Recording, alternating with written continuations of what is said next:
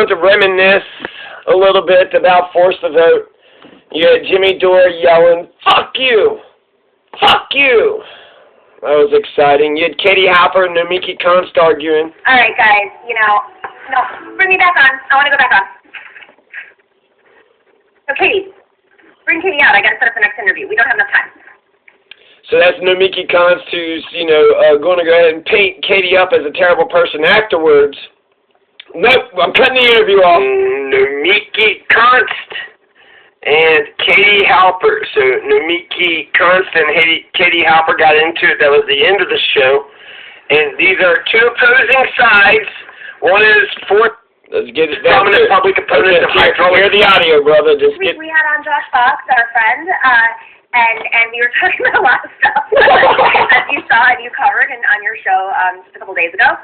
And he mentioned that there's a cabal of leftist hosts that may or may not be, whether they're conscious of it or not, or are directly influenced by Russia, meaning Putin. Let me be very clear, because he was adamant about me saying Putin, not Russia, Putin, are influenced by Putin. So I got so much pushback from this interview.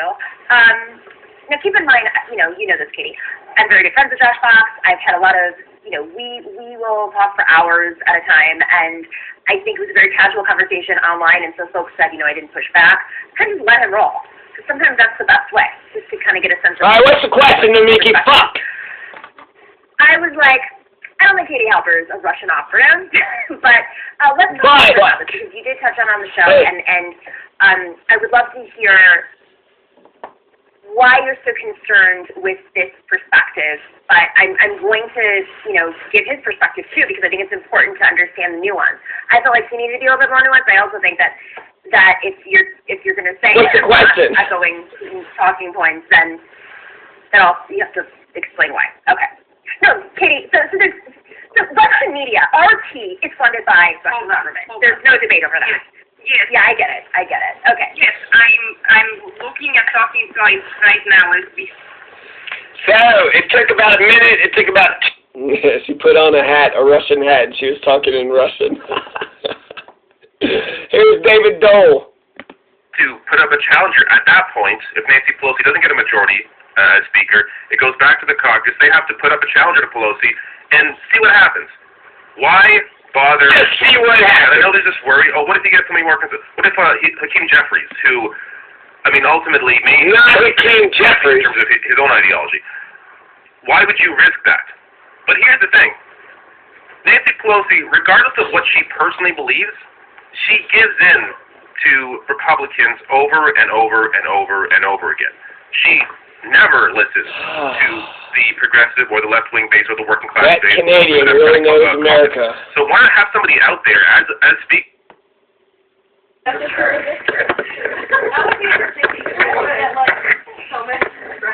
Oh, y'all live right now, by the way, so just say as much stupid shit as possible.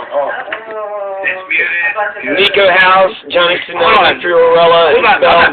You mean no. Oh, no. We're live on mine. Oh, shit. Oh, you're like really dying. You want to straighten that out? I mean... Ridiculous.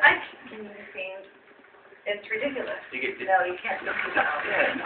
All right, that's good times. Let's do some highlights. Universal health care in the richest country our planet has ever seen, and now people are beginning to realize that it is not normal. We have to make use of this. What is a PayGo exception for Medicare for all if you can't bring Medicare for all to the floor of the House? We're saying you ran and you campaigned on Medicare for all. This is your moment. This is your moment to get it done. Get it done now.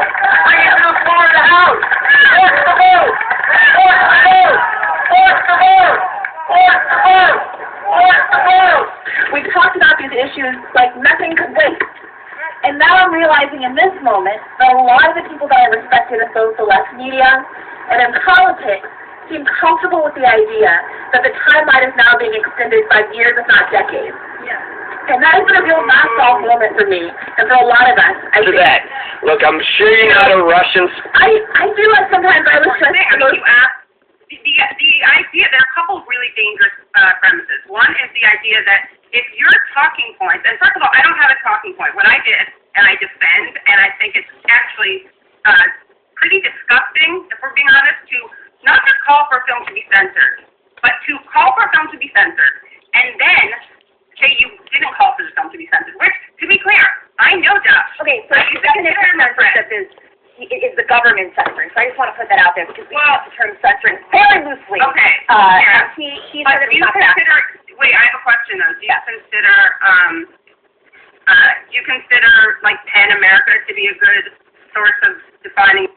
Yes. Oh, there's another one that just abstained? Lee just abstained? Lee.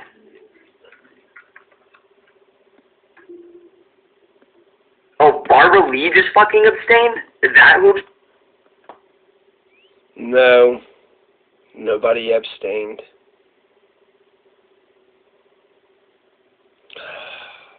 Well, I mean, 5 people. 3 people.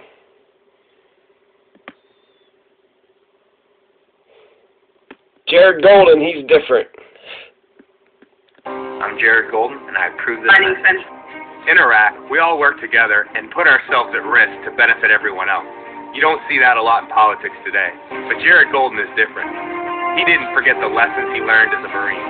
In the main house, Jared put politics aside to team up with Governor Paul LePage to help returning vets get jobs. And Jared expanded mental health services for veterans and created permanent housing for homeless vets. We trust Jared Golden because he's one of us.